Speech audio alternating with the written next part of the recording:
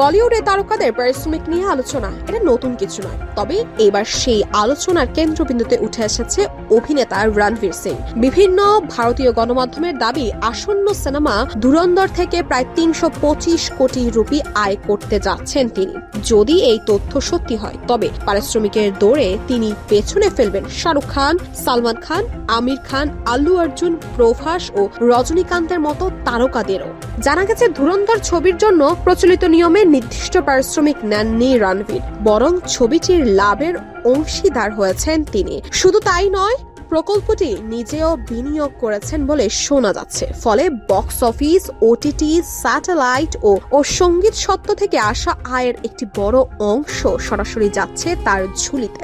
বাণিজ্যিক বিশ্লেষকদের মতে সব মিলিয়ে রণবীরের সম্ভাব্য আয় ৩২৫ কোটি রুপিতে পৌঁছাতে পারে। যদিও এই বিষয়ে এখনো আনুষ্ঠানিকভাবে কোনো ঘোষণা দেননি অভিনেতা কিংবা প্রযোজনা প্রতিষ্ঠান। এর আগে পাঠান ও জওয়ান সিনেমা থেকে শাহরুখ খান প্রায় ২০০ কোটি রুপির কাছাকাছি আয় করেছিলেন বলে বিভিন্ন ট্রেড রিপোর্টে দাবি করা হয়। অন্যদিকে সুলতান, টাইগার জিন্দা হে ও দঙ্গলের মতো ছবিতে লাভের অংশীদারত্বের মাধ্যমে বিপুল আয় করেছিলেন সালমান ও আমির খান। দক্ষিণী সিনেমাতে পারিশ্রমিকের অঙ্ক কম নয়।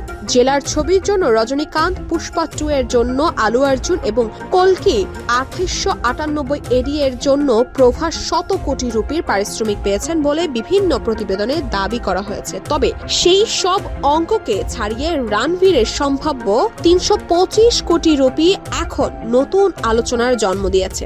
গত কয়েক বছরে সার্কাস ও জয়েশ ভাই জোরদার প্রত্যাশিত সাফল্য না পাওয়ায় ক্যারিয়ারের কিছুটা কঠিন সময় পার করছিলেন রণবীর সিং। তবে ধুরন্ধর ঘিরে তৈরি হওয়া এই বিশাল অঙ্কের গুঞ্জন তাকে আবারও বলিউডের শীর্ষ তারকাদের আলোচনায় ফিরিয়ে এনেছে। তবে ৩২৫ কোটি রুপির আয়ের তথ্যটি এখনো বিভিন্ন ট্রেড রিপোর্ট ও গণমাধ্যমের দাবি মাত্র।